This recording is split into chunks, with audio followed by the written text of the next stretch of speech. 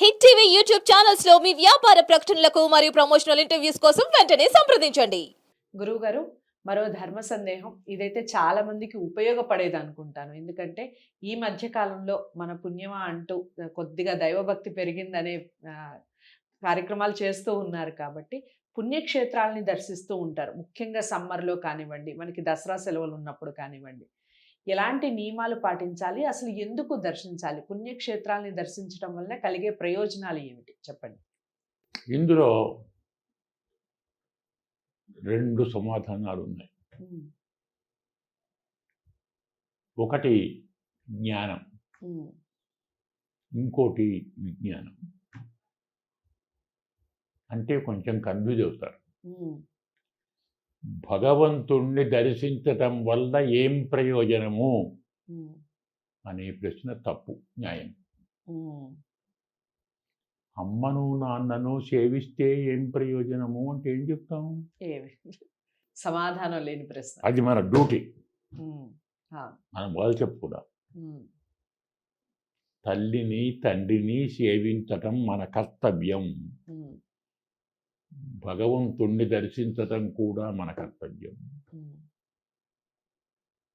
దానికి ప్రయోజనం ఆశించకూడదు. ప్రయోజనాన్ని కోరి దర్శించడం విజ్ఞానం, దర్శించటమే ధర్మం అనుకోవటం జ్ఞానం. ప్రహ్లాదుడు అంటాడు నృసింహస్వామితో, నరసింహస్వామి అడుగుతాడు, ఏదైనా వరం కోరుకోరా, నేను వచ్చాను కదా పెద్దవాడిని, నువ్వు పిల్లవాడవు, ఉత్తగా పోవద్దు, ఏదైనా కోరుకో. అంటే నన్ను కూడా మాయలో పడేస్తున్నావా స్వామి అన్నాడు. మాయ ఏమిటిరా, నేను పెద్దవాడిని కదా, ఏమన్నా ఇయ్యాలి కదా, నిన్నే ఇచ్చుకోమన్నాడు. అదేమిట్రా స్వామి, మీరే చెప్పారు కోరికలు కోరి భగవంతుణ్ణి సేవించిన వాడు వ్యాపారి కానీ భక్తుడు కాదు అని. ఎస్తు ఆశిష ఆశాస్తే సవై వణిక్. స్వామి, నీ కొబ్బరికాయ కొడతాను, మా అమ్మాయికి పెళ్లి చెయ్యి. స్వామి, నీ గుడి కట్టిస్తాను, నాకు ఇల్లు కట్టించు. స్వామి, నీ దేవాలయం బుడుస్తాను, నాకు సంపద ఇవ్వు. ఇదంతా భక్తేనా? వ్యాపారం కదా. 20 రూపాయలు ఇస్తాను, కొబ్బరికాయ ఇవ్వు. 50 రూపాయలు ఇయ్య, కందిపప్పు ఇవ్వు. కొబ్బరికాయ కొడతాను, పెళ్లి చెయ్యి. ఇది భక్తి కాదు, ఇది పచ్చి వ్యాపారం. అందుకే మొదటి సమాధానం, తీర్థయాత్రలు ప్రయోజనాన్ని కోరి చేయకూడదు. మరి ఆ జ్ఞానం మనకు లేదు కదా. ఎందుకంటే మనకు శాస్త్రం ఉంది, అనుద్దిష్ట నమందోపి ప్రవర్తతే. బుద్ధిహీనుడు కూడా ప్రయోజనం లేకుండా పనిచేయడు. ఒక చీమ కూడా బియ్యం గింజ ఉంటే దాన్ని తీసుకురాబోతుంది, మనమే సమాంతం. అయితే గురువుగారు, ఇక్కడ ఒక విషయం ఏమిటంటే, కోరికలు కోరే కదా కొంతమంది దేవుడి దగ్గరికి వెళ్తారు. అదే విషయం. ఇప్పుడు ఎందుకంటే ఫలానా పని కావాలి, మొక్కుబడులు తీర్చుకుంటారు, లేక నా పాపాలు తీరాలి, నాకు పుణ్యం రావాలి, నేను ఇంకేదో చెయ్యాలి అని సంకల్పించి వెళుతారు. న్యాయంగా ఇది అజ్ఞానమే, కానీ తప్పు కాదు. ఎందుకు కాదు? శరీరం ఉన్నదే అందుకు. శరీరం అనేది ప్రయోజనాన్నే కోరుతుంది, బతకాలి కదా, బతికేది మంచిగా బతకాలి కదా, తప్పు కాదు. కానీ ఇలా ప్రతిసారి చేసుకుంటూ పోతే ఆశలకు అంతు లేదు. యయాతి మహారాజ్ చెప్తాడు భాగవతంలో, తృష్ణాన జీర్ణ వయమేవ జీర్ణ. మనం ముసలి వారం అవుతాం, కానీ ఆశ ముసలిది కాదు. జీర్యంతి జీర్యతః కేశాః ఉమ్, దంతా జీర్యంతి జీర్యతః ఉమ్, ధనాశ జీవితాశ చ జీర్యతోపి న జీర్యతః ఉమ్, వృద్ధాప్యం వస్తే ఉమ్, వెంట్రుకలు నడుస్తాయి, ఉమ్, వృద్ధాప్యం వస్తే పండ్లు పోతాయి, ఉమ్, ఆశ పోదు. ఉమ్, ఆశ ముసలిది కాదు. ఉమ్, ఇంకా బాగా చెప్పాలంటే ఆచార్య శంకరాచార్య వారు ఉమ్, అంగం గలితం పరితం ముండం దశన విహీనం జాతం తుండం వృద్ధో యాతి గృహీత్వా దండం తదపి నముంచతి ఆశాపిండం. ఎంత బాగా చెప్పాడు. మనిషికి అంగం గలితం, ఉమ్, శరీరం ముడతలు పడుతుంది, ఉమ్, పరితం ముండం నెత్తి ధరిస్తుంది, ఉమ్, దశన విహీనో జాతం తుండం ఉమ్, నోట్లో పండ్లు లేకుండా ఊడిపోతాయి. పోతాయి. ఉమ్, వృద్ధో యాతి గృహీత్వా దండం ఉమ్, ముసలివాడు కర్ర పట్టుకుంటే కట్టె పట్టుకొని పోతాడు. ఉమ్, తదపి నముంచతి ఆశాపిండం. ఆశకాంత లేదు, ఇంత మాత్రం మా ఆశ మాత్రం పోదు. పోదు. ఉమ్, 90 చెప్తాడు వ్యాసుడు. ఉమ్, 99 ఏళ్ల తాతను, ఉమ్, తాత ఉమ్, పెళ్లి చేసుకుంటావా ఉమ్, అంటే నాకెవరిస్తారా అంటాడు. నాకెందుకు అనడు, ఉమ్, ఉమ్, నాకెవరిస్తారంటాడు. ఉమ్, అంటే ఎవరైనా ఇస్తే చేసుకోవాలనే. అలాంటి ఆశలు, కోరికలు, ఉమ్, వ్యామోహాలు, ఉమ్, వాటి వల్ల వచ్చే భావాలు ఉమ్, ఇవన్నీ తొలగిపోవటానికి తీర్థయాత్ర చేయాలి. ఉమ్, ఇంకా ప్రధానం ఏమిటంటే ఉమ్, పరమాత్మ క్షేత్రాలను పుణ్యతీర్థాలు, పుణ్యక్షేత్రాలు రెండంటాం. ఉమ్, ఉమ్, రెండు వేరు.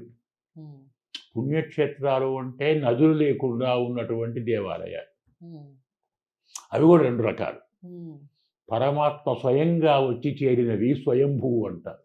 ఉమ్, మనం ప్రతిష్ఠ చేస్తామే, ఉమ్, ప్రతిష్ఠ దేవాలయం అంటారు. ఉమ్, ప్రతిష్ఠ కంటే స్వయంభూ విశేషం. ఉమ్, పరమాత్మ వచ్చి చేరుతారు. ఉమ్, అలాగే నదులు కూడా దేవమాతృకలు, పితృమాతృకలు అంటారు. ఉమ్, దేవతలే వచ్చాక నదులు ఏర్పాటు చేస్తారు. ఋషులు చేస్తారు, మానవులు చేస్తారు, రాక్షసులు చేస్తారు. నదులలో స్నానం చేసినందువల్ల, పుణ్యతీర్థాలలో స్నానం చేసినందువల్ల శరీరం, మనస్సు, బుద్ధి, ఆత్మ పరిశుద్ధమవుతుంది.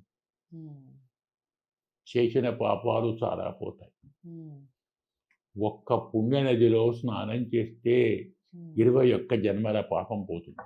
ఉమ్, అందుకే మన శాస్త్రంలో ప్రతి సంక్రమణంలో నదీ స్నానం చేయమన్నా ఉమ్, వీలుంటే. అసలు మన శాస్త్రంలో ఎక్కడ ఇంటిలో స్నానం చేయమని చెప్పలేదు. ఉమ్, ఇప్పుడు వరకు వీలు లేదు, సైన్స్ మారిపోయింది, పరిస్థితి మారిపోయింది.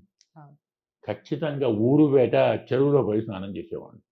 ఉమ్, మేము చేశాం మా బాల్యంలో. మా నాన్నగారు 3 లేచేవారు, 3 గంటలు, ఉమ్, 5 దాకా మంచమే జపం, ఉమ్, 5ంటికి వాకింగ్, మొత్తం తిరిగి బావిలో హాయిగా స్నానం చేసి అక్కడే బొట్టు పెట్టుకొని అక్కడే కూర్చొని సంధ్యావందనం జపం చేసుకొని పారాయణం చేసుకొని, అరే రారా పిలిచి వాళ్ళకి తీర్థం 2 పండ్లు ఉంటాయి, పండ్లు ఇస్తారు.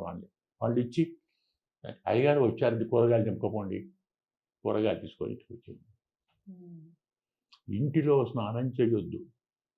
కూపోతకం, బావిలో స్నానం చేయాలి. ఉమ్, బావి కూడా ఇంటి బయట ఉండాలి, ఉమ్, ఇంటిలో కాదు. ఇంటి బయట ఉన్న బావిలో, అది వీలు కాకుంటే చెరువులో, అది వీలు కాకుంటే పొలంలో ఉన్న బావిలో, ఉమ్, అది వీలు కాకుంటే సరస్సులో, అది కాకుంటే నదిలో. ఉమ్, జలంలో ఆ ప్రభావం ఉంది. ఉమ్, పుణ్యతీర్థాలను కూడా అలాగే వెళ్ళాలి.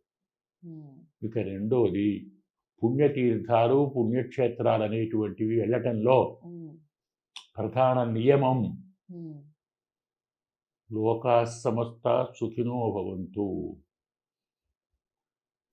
అందరూ బాగుండాలి, ఉమ్, సమాజం అంతా క్షేమంగా ఉండాలి. మనకు ఓ మాట అంటుంది, ఉమ్, మన వేదం ఎంత గొప్పదండి, అవును. వీళ్ళకి ఎవరికి చదువుతారు కానీ అర్థం చెప్పరు.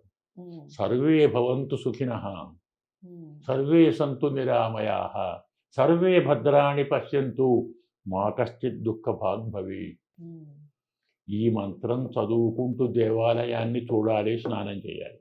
ఉమ్, నేను బాగుండాలి, నా భార్య బాగుండాలి, నా పిల్లలు బాగుండాలి, తప్పు కాదు.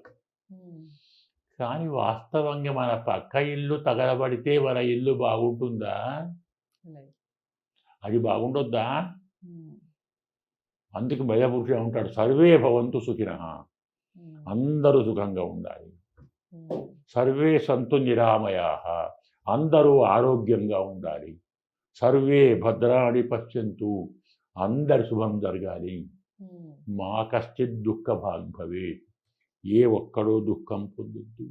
ఉమ్, ఈ సంకల్పంతో నదీ స్నానం చేయండి. ఉమ్, ఈ సంకల్పంతో పుణ్యక్షేత్రాలు దర్శించండి. ఉమ్, కోరుకుంటే నీ కోరికలు ఏవో ఉంటే పిల్లలకు పెళ్ళో మరోటో కోరుకోండి, తప్పు కాదు. ఉమ్, కానీ అవి కూడా సమాజంలో ఒక భాగమే.